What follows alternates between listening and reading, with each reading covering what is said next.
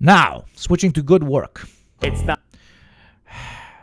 Are the mega rich ruining the Hamptons? What the fuck is that even supposed to mean? Aren't the Hamptons already for the mega rich? It's good, Yugo. Mike viewer here. What's up, my beautiful Mike people? Very nice to see you. You can be a mutual. You can be a Mike and a Yugo viewer at the same time. You know? God bless. Me and Mike are actually the same thing. I'm actually Mike wearing a mask. I'm Mike who has hired somebody with a weird accent to wear a mask and scream at the screen and say things that Mike does not have the courage to say. Not the affluent Have you ever seen us two in the same room? community that most people. Mike from PA, more like Mike from the Balkans. Oh, fucking finally, 1870. Praise Jesus. Praise the good Lord. I can finally drink. Time to pre-drink. It is a Friday. It is a goddamn Friday, chat. Oh, thank you for buying me my drinks. Now let's start out with some wine. Okay, let's be semi-fancy today. I'm going to like PhD guy's birthday later, so it's probably just going to be wine. So we're going to do a little bit of wine, and then we're going to do some Jaeger. Okay, we're going to do Jaeger shots and wine. Are we ready? Okay. Think of when I hear the Hamptons. John Bon Jovi and Paul McCartney roam freely among us. Barack Obama, Mr. Trump was in town. There was a witchcraft case in East Hampton in 1657. Money is power. Gucci doing a collab with somebody who makes ice cream. People don't understand that there is poverty in the Hamptons. We used to do real witch hunts. Yeah. When we were country. Yeah. The Hamptons, the far-reaching tip of Long Island where New York's business elite and the world's celebrity overlords escape to rub moisturized elbows in idyllic beach towns and gargantuan backyards. The kind of place where you could find Justin Timberlake drunk driving from a Paul McCartney concert to a Diddy party, all before 5 p.m. But my sources tell me that beneath this moneyed paradise, the area is facing a housing and affordability crisis. The cost of living is getting nearly impossible. The level of rich is gone through the sky. $400 melons. $400 melons. Here's she talking about your mum, chat. Woo! Let's get toxic. Ah, shit, I didn't bring fucking wine glass. Vending machine for caviar. It seemed clear that the Hamptons were Hamptoning too hard, even for the Hamptons, spurring questions like, who can actually afford this? And is anyone doing anything about it? These are daunting queries, but when I get whiffs of a story that's occurring close to where I live in a beautiful locale, I will drop everything to get to the scene. So get in, bitches. We're going to the Hamptons. I know this is a red wine glass, size of my head. Okay, red wine glass. 400 melons is what I'm calling my boobs if I ever get a boob job. Good melons are like $20K each. What? You guys are actually engaging in this conversation. I love it. And there's no way that a good boob job costs $40,000. Just come to Turkey, bro, or to. Actually, I think in Serbia they make very good boobas from plastic or whatever the fuck they use. Okay, so what are we consuming? We are consuming Friday. First, we have a semi-fancy thing that I get on discount, literally off the truck, as they say. This is French, Madame Vepoint, or whatever the fuck. I get it for, I think it's in the stores, it's 12 or 13 euros. I get it for how do I calculate with the currency? I get it for 7 euros a bottle. Not bad shit, some white wine. And look at how cool it is. Oh, look how cold it is. Oh. We got a little bit of Jaeger shots. We're not going to overdo it. I got to go out later, right?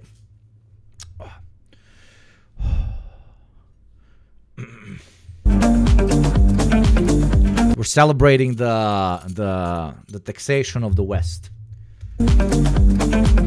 Also, mods, I'm still waiting for you guys to make the emote.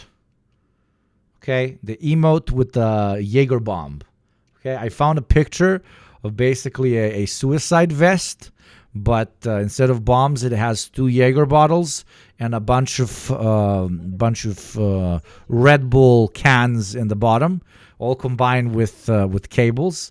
And it's a bomb vest, but it's a Jaeger bomb vest. It's fucking hilarious. It is very funny. Thank you, Chill, for the 20 months. Literal one of the OGs. Fucking legend. I love you, Chillo. Thank you for your support.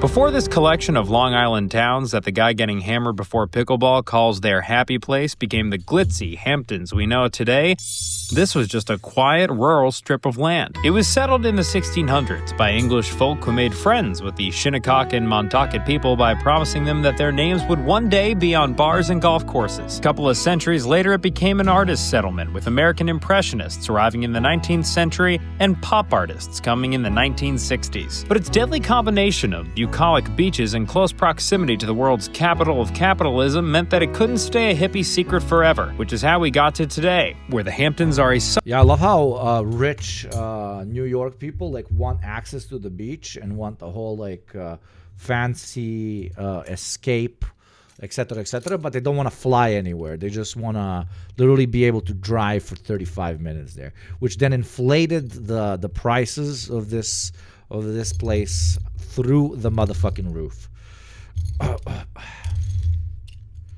Summertime epicenter for expensive bar food, private chef influencers, John Hamm sightings, and circle driveways of imported gravel. To learn more about what to expect from a wealthy beach community in 2025, It's more than a 35-minute drive. Okay, New Yorker. Get my I point. hit up Dion Cersei, a veteran journalist for the New York Times who currently covers wealth and power. What are the Hamptons? What is the difference between the Hamptons and Nantucket? Aren't those two the same thing? Hamptons and Nantucket. Because a lot of people, including my girlfriend, went to Nantucket for work and travel to make money to pay off, to pay her college fees by working in bars and restaurants as a waiter in good old Nantucket. Look at the color. It's perfect. It's literal gold. The camera doesn't do it justice.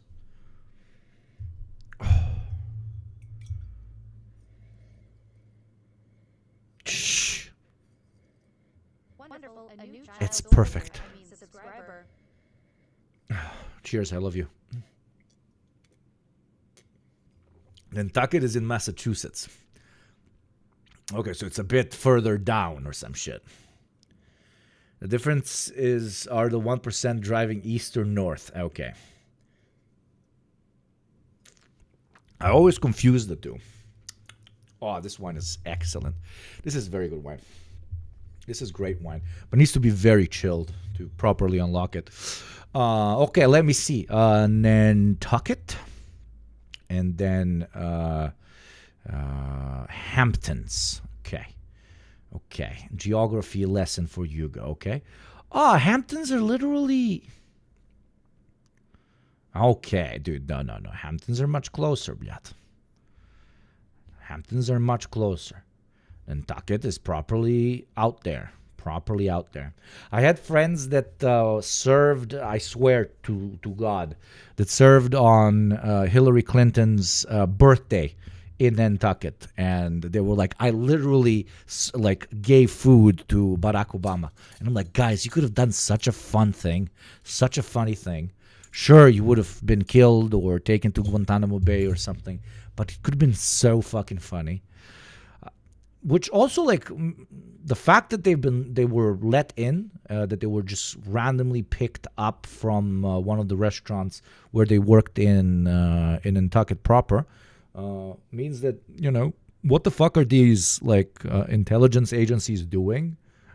These kids were not checked in any way, shape, or form.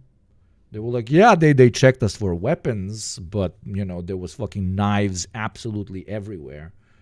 I was constantly standing behind a bunch of politicians. It would be very easy for me to slit a throat or something.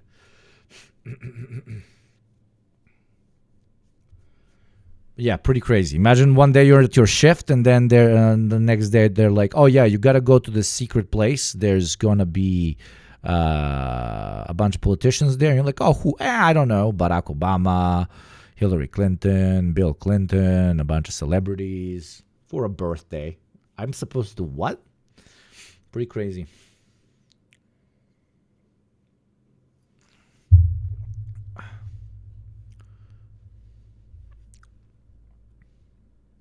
Press F5 or whatever button you use to reload on Mac instead of Chiterino. Yeah, there's no real reload on Mac. I gotta kill it and then reopen it.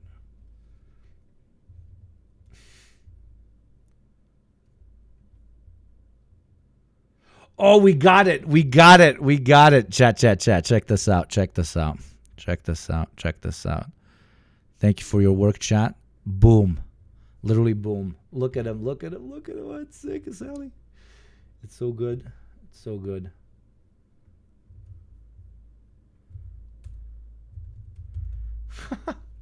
When they tell you you're going to Hillary Clinton's motherfucking birthday. My cousin's girlfriend is close friend with the Crown Princess of Spain. Do I have your approval to attempt monarchical communism? I'm Puerto Rican, so it's anti-colonial, right? Absolutely. Absolutely. Marry them, I guess. This is what you're implying. What is a Jaeger bomb? You fill a glass with a Red Bull, and then you drop a shot glass of Jaeger into it. It looks like an explosion, and then you have to chug the whole thing. It's some people say it's 1/5 of a line of cocaine when it comes to the impact it has on your brain and your heart. In non-nerd language, it's very based. Well, I like to call it Planet Hamptons. It's just a place where a collection of some of the world. Jagermeister, yes. Jaeger. We just call it Jaeger.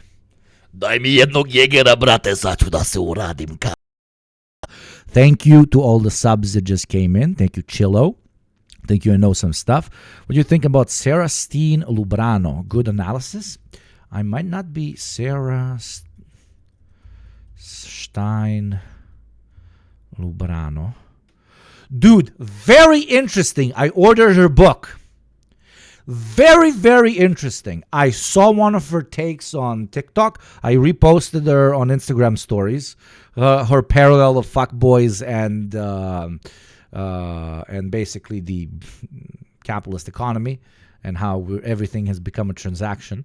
And then I did a deep dive on a lot of her other stuff, and it's very, very class-conscious psychology, it seems to be. A lot of takes that I've already developed by myself, even put into videos that I see parallel greatly with hers. So I'm waiting for a book. I'll see what I think about it. I ordered it. Seems very cool. Very, very like it. You know, I don't think she's dropping something new, but she's adding the respectability of being a professional, you know, psychologist and so on to class-conscious political analysis, which is a very, very, very good way to get people into the cause. It's a very nice funnel. People wanting to buy books, you know, psychology books. They would never buy a politics book, and then the psychologist explains to them why, like, 60% of the shit that ails them is the root cause of shit. 60% of the shit that ails them comes from capitalism. And thank you, AM 30 PM. AM 30 PM. Big ups, Hugo. Cheers. Cheers, my friend. Thank you for buying me a drink. World's wealthiest people. Speaking of videos, when does the Slur tier list release? Let me show you. Wait, I can't open it like this. I'm gonna dox the shit out of myself. Let me show you. Probably on Sunday, the new video is coming out. Okay, look at this. Look at this, okay? This is our chat. And I write, okay, yo, sexy, we're looking good for in 2 days, okay? Look at this. This is chat with Wow. Yo, sexy, are we looking good for in 2 days? Here, I mean, is the video going to be edited in 2 days? He's like, so far, inshallah. And I'm like, yes. This is awesome. I'm so excited. Tuesday. And then Thursday comes. And he sends me this. Doesn't write anything. He just sends me this. What I will ask you, though, is, can you give me one more day? I'm not asking you for a week. I'm not asking you for a month. I'm not asking you for a year. Can you give me one more day? Literally the funniest guy I know. He is literally the funniest guy I know. What I will ask you, though, is, can you give me one more day? And then I go down, and this is my reply.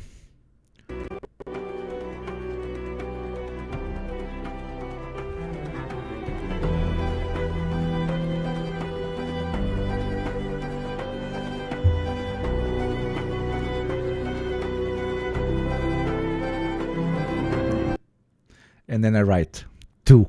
I gave him 2 days. Come on. This is there you go, insight into how some of your goats talk to each other. We literally don't type. We send each other videos. We communicate in the visual form like true artists. So probably Sunday. Probably Sunday. You said nothing yet everything. Leftist to leftist communication. So much like the Gen Alpha kids. We try. Anyways, it's Sunday. It's very big. It's a 50-minute video. If that video doesn't do good, I will literally quit YouTube. At this point, I don't know. I think it's going to be fucking fantastic. If that, like, nobody has ever in the history of humanity made a explaining every slur ever video or book or anything. Ever. So let's see if original analysis actually contributes to something or no.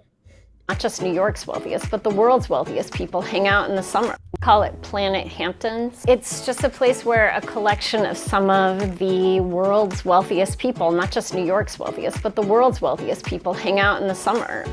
Yeah, and it's so weird. I don't know. I've noticed it in movies. Like, I understand all the Americans going.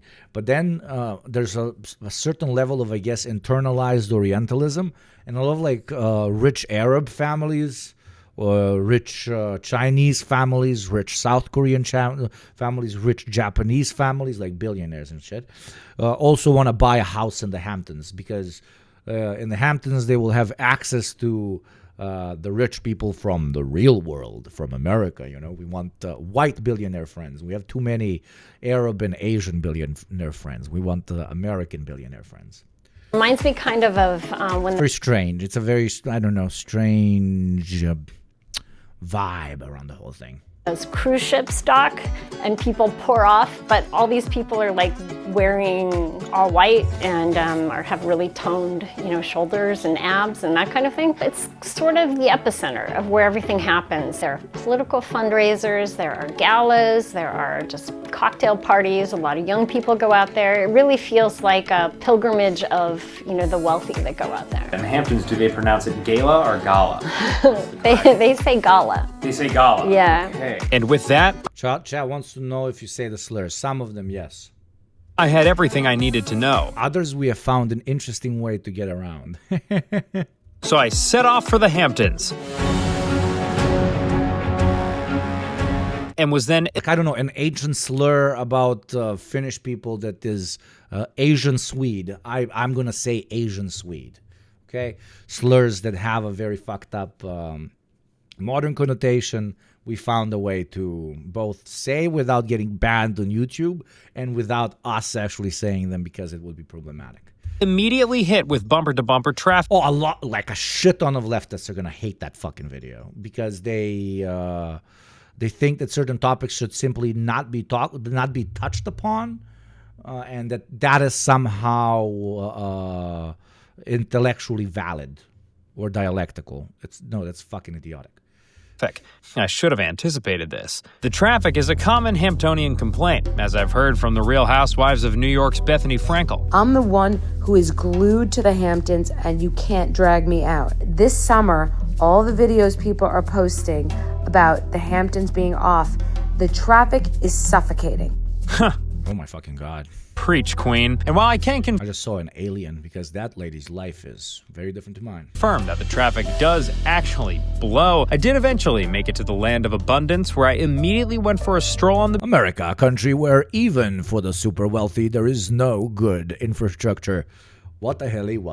beach with Vanity Fair and New York Magazine contributor Stephanie Krikorian. That was my big story for Vanity Fair that got picked up.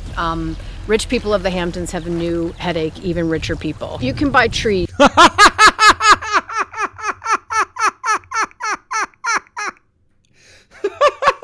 Holy shit, we're gonna have rich fucking New Yorkers being like, oh, what the fuck is this, man? Maybe we should talk about inequality.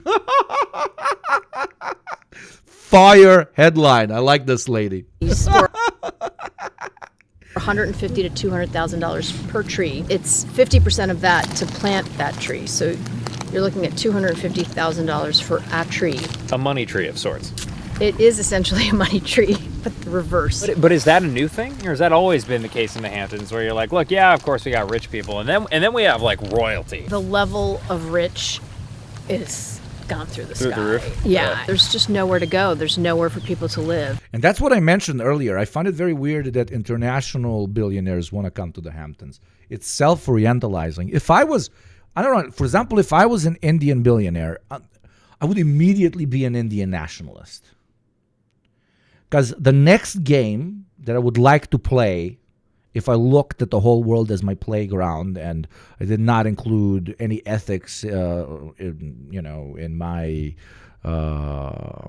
behavior, everything's a game. So I won the money game. I have like 25 billion. The next game is me and my fellow Indian billionaires dominating other people's markets and kind of establishing Indian nationalistic capitalist fervor. You know?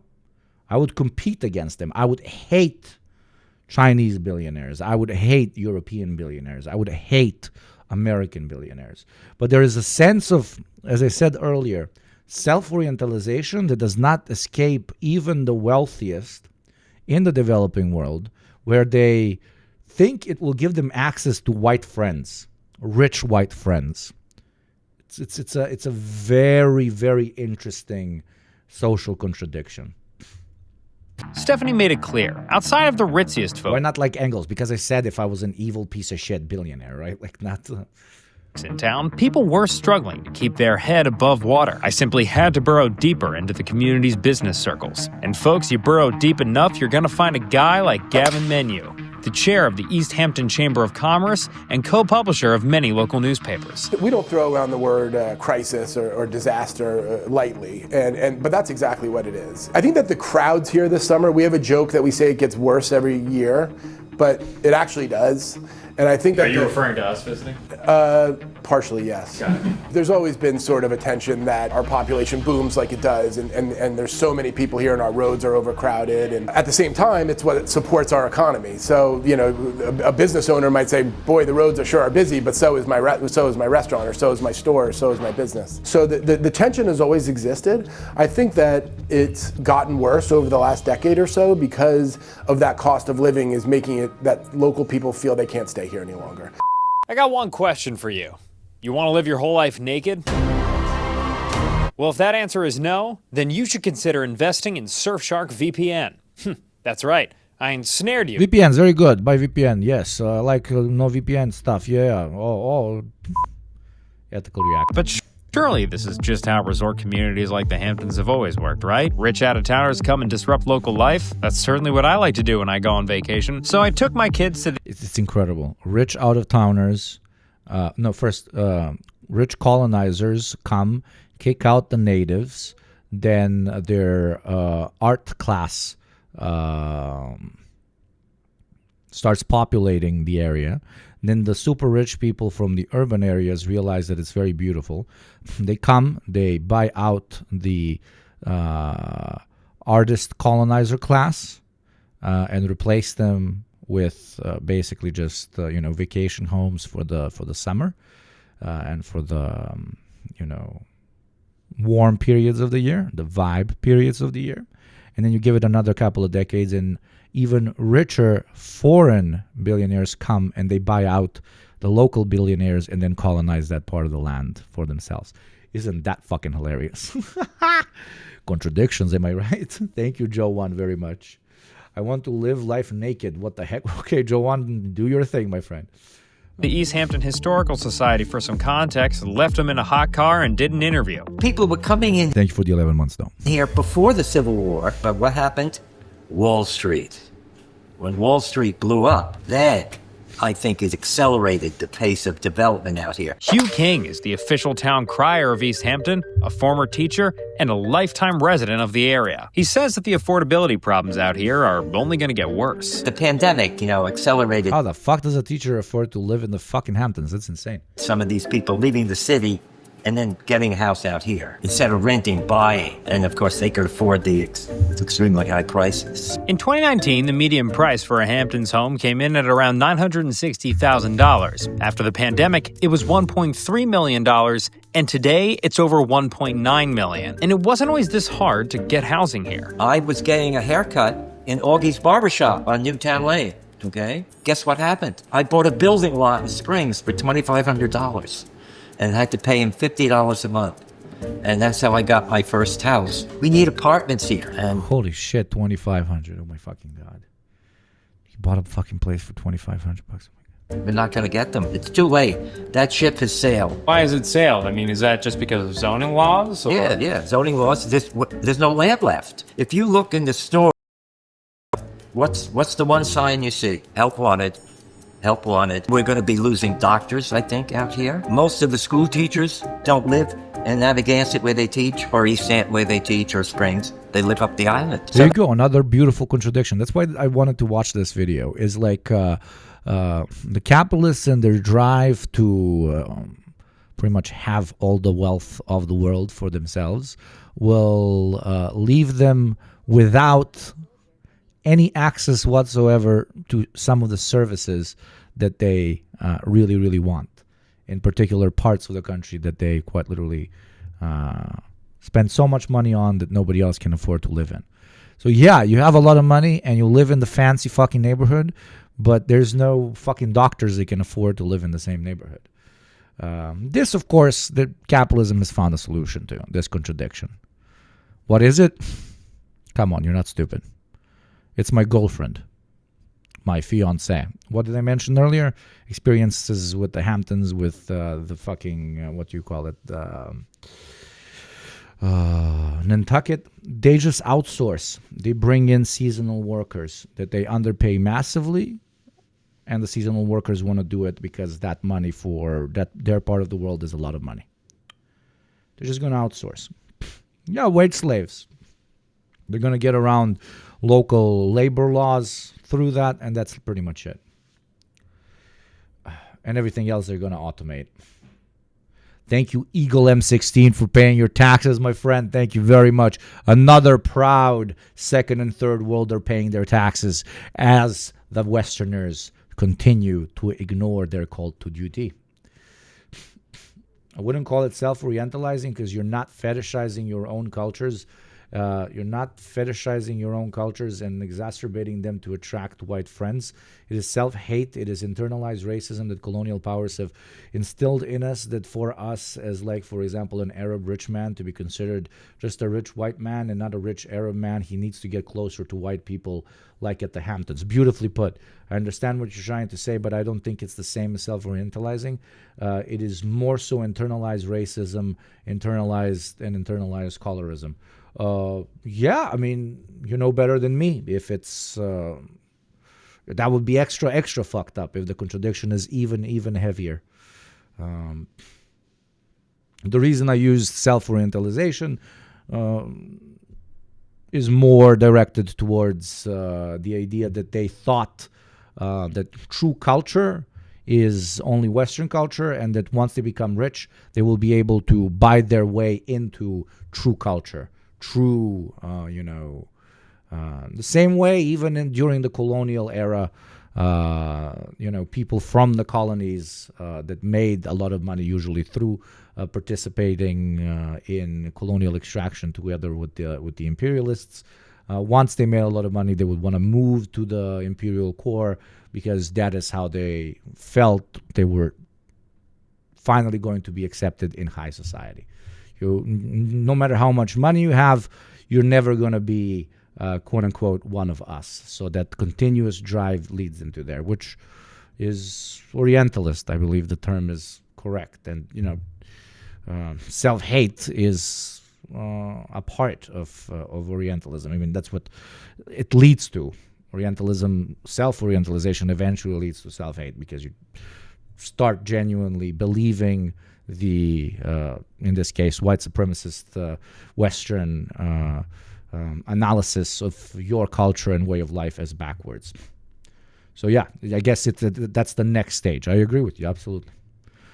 it turns into literal self-hate and sometimes even being racist towards your own people, which is so fucking insane. That means they don't have a connection to the community. And it isn't just teachers and emergency workers who are being priced out of the Hamptons. Very good point.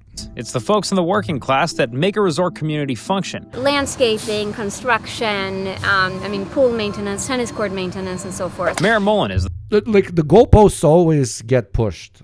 That's why I like to call it the curse of the capitalist. There are two curses of the capitalist. One is your kids are going to be fucking idiots because they never experienced struggle, right? So you're going to be cursed through fucking hating your children because they will never be similar to you unless you've been, already raised in wealth. And if you're already raised in wealth, that's the second contradiction of unhappiness of the super wealthy.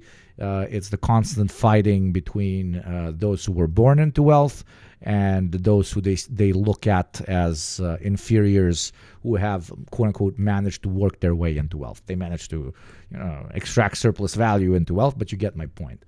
The one that were, quote unquote, entrepreneurial themselves and were not just given billions of dollars by their direct parents. So there's that contradiction. And then I guess there is a third layer of the contradiction where people of different ethnicities that might share the same class don't fuck with each other because herder, I am sophisticated New Yorker and you're some dude from India, right?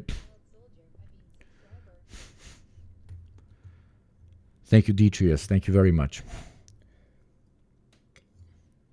What do you think of the wealthy creating artificial hardships for their kids?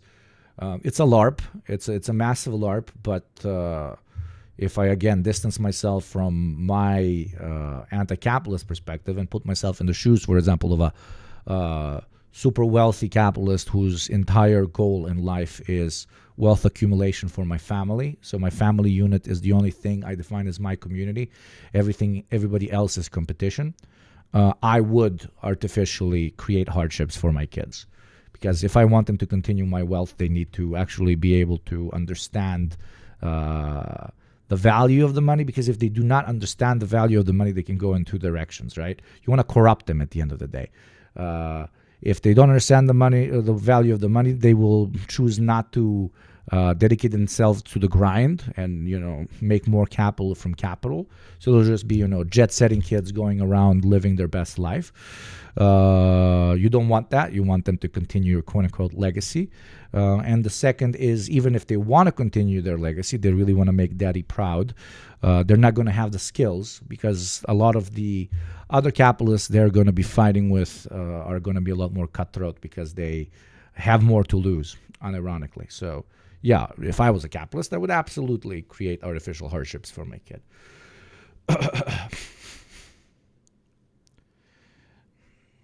But obviously, the system adjusts to this, guys. Like at this point, you to an extent do not even have to create.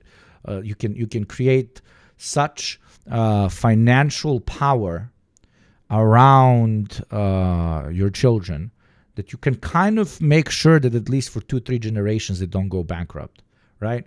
You can link them to all the wealth, that you've created, but you can distance them from management of said wealth. So you can make sure that all of your money is always going to be managed by, the professional managerial class, different types of executives that went to school for this, et cetera, while making sure that your kids are always on the board and get the majority of the money still deposited into their accounts. And don't get me started on, having different economic, different financial instruments that can be used to solidify this as well.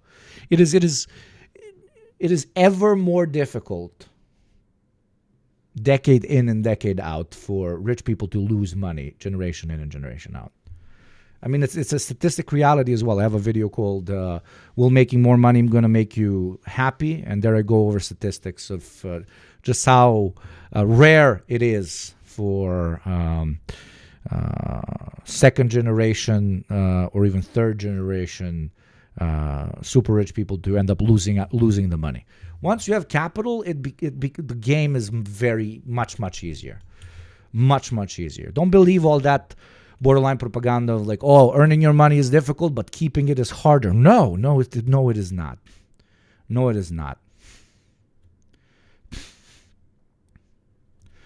First generation builds the wealth, second maintains it, third gambles it away. But in our current system, the third generation has been given so many safety nets that they get richer by failing. Exactly. That game has changed. That beautiful saying that you just quoted no longer applies.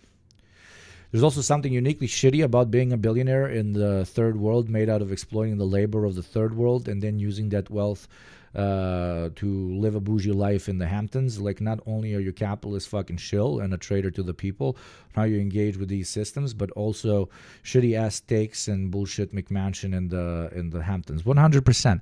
There is an additional thing, like in the developing world, being a billionaire in the developing world is slightly different than somewhere else. Because like how much power billionaires have, like soft power and sometimes direct power that they have, for example, in the West, they can, there's still some relative limitation to just how unhinged it has to be. That's why they very often travel to islands or the developing world in order to do some pretty fucking unhinged shit. While in my part of the world and even poorer places, like a billionaire literally becomes a god king.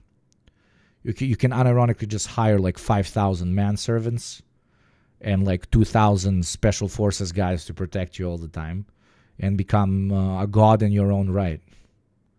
You can literally buy fucking slaves, right? I'm not saying that Western billionaires don't do it, but they go somewhere abroad to do it.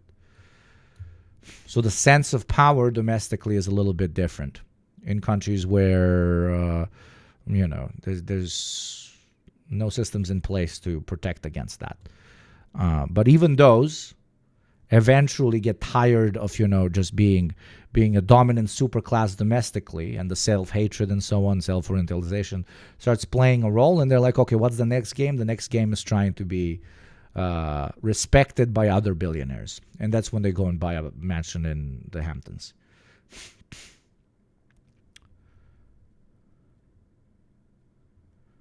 Well, there's also rich kid meta of rich kids in the third world going to the West to study and complaining they don't have servants. That's a classic. Dude, if I was a fuck-ass billionaire, I'd just straight up buy my grandparents' village in Sicily. I don't know what you want, stupid fucking McMansions. I don't know either. Crazy seeing the constant stream of incidents of blatant corruption in Serbia, and then the protests that follow. Feels like this has been happening for the past 5 years. Even longer, my friend. A guy deeply involved in politics in Serbia, a very close friend of mine, one of my best Serbian friends, literally, told me that off the books, Serbia has more billionaires than Japan. There's 6 million people living in Serbia, by the way.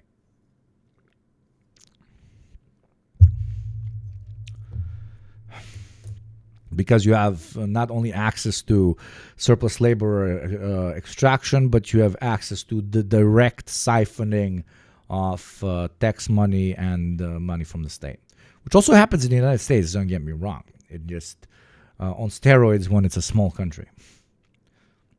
When the bill is trillions of dollars and you're stealing a couple of billion, that's a lot of money that you're stealing. But in comparison to trillions of dollars, it can, the people are not going to feel it as much. But if your country's budget is $100 billion and billionaires are stealing $20-30 billion, the population is more highly likely to fucking notice, to feel it burning through their wallet, and then eventually reacting in this or that form.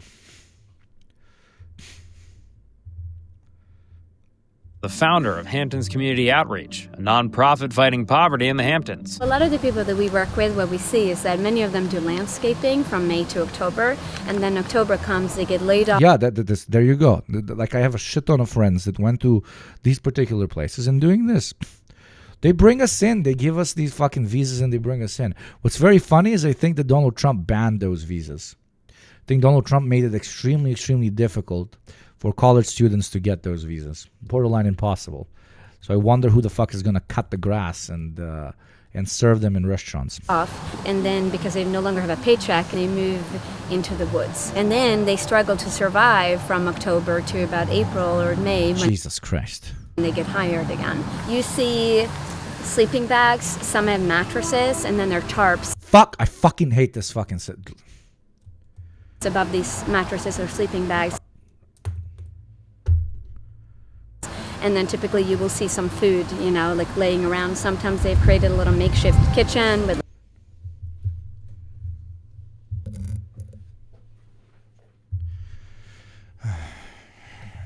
like a piece of wood, you know, something like that. But they're very, very simple. Mara told us there are dozens of workers in the Hamptons living in these conditions. As the day went on, I drove past lush fields and farms when I had the same thought I always do while discovering beauty. Very relevant. 1,000 units of housing. How many have we built? Well, 266, and I built them. Curtis Highsmith Jr. while developable. The town did a housing plan over 20 years ago, and it said by now we should have over 3,000 to 5,000 units of housing. How many have we built? Well, 266, and I built them. Curtis Highsmith Jr. is the executive director of the Southampton Housing Authority, an organization that builds affordable housing. And where do people from my part of the world and a lot from the Dominican Republic and Haiti, like countries where for this reason or another people speak really good English. That's where they usually siphon students from. It's very important to them for them to speak really good English because they're going to be serving clients or working in the back of the kitchen. Where do you usually live? Garages, basements, and attics. Usually there's a guy that owns a restaurant or whatever, so he has like a small shitty house, and then he rents out the attic and the basement for an absurd amount of money. So the American usually pays you, by the hour, but the amount of rent money he wants is usually 1 week's worth of rent. So he ends up pretty much paying you 3 weeks worth of very low salaries instead of 4, and you get to work in his restaurant. So for obvious reasons, people really rely on tips and stuff.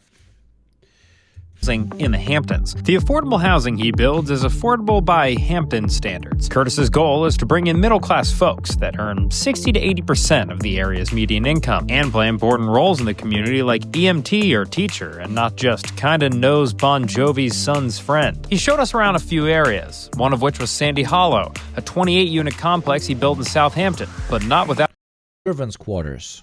These are servants' quarters, just neighborhoods of servants' quarters, okay? opposition. It is as simple as that. I've had people come to my house while I was cutting the grass, yell out the window, "How dare you ruin my community by building the slums?" When the project was approved. There you go. They don't even want the servants to sleep somewhere. The local community, led by the neighbor, sued us. Basically, they didn't feel the zoning should have gone through. At present, we are in contract with the neighbor who now loves this project so much and is holding out for us for zoning that we're going to have phase 2 of Sandy Hollow next door. Zoning. The key to any respectable town. You know, we used to zone in my neighborhood back in the day. Long summer days where me and my friends would just take out a map, zone up the neighborhood a little bit, apply various laws to keep out certain... Anyway, every building in the Hamptons is expected to fit the beach community's aesthetic character. If it doesn't, the project can be blocked. That's called zone defense. In order to appease the community, Curtis's buildings are made to look like typical Hamptons homes, because nobody is exempt from the all-seeing Hamptons zoning boards. Billionaire investor Carl Icahn was knocked for an unpermitted gazebo in his yard that he said he needed to protect him from wasps when he was eating his breakfast. Robert Kraft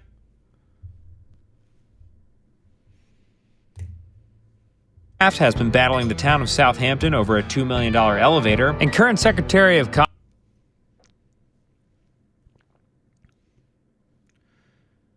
Commerce Howard Lutnick had to fight to build a barn that he said was going to be for an apple orchard, but others suspected was going to be used as a garage for his classic cars. And while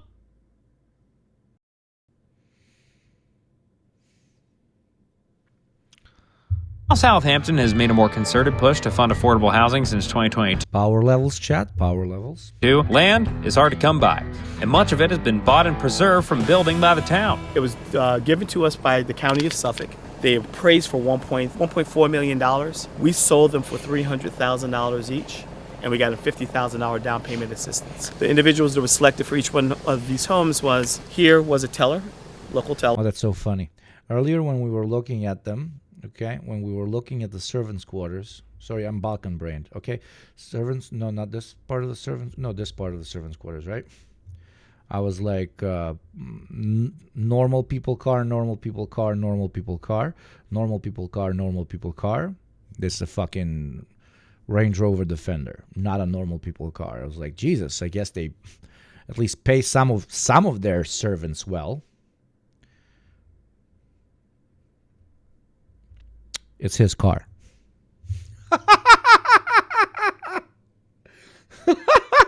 It's a developer's car.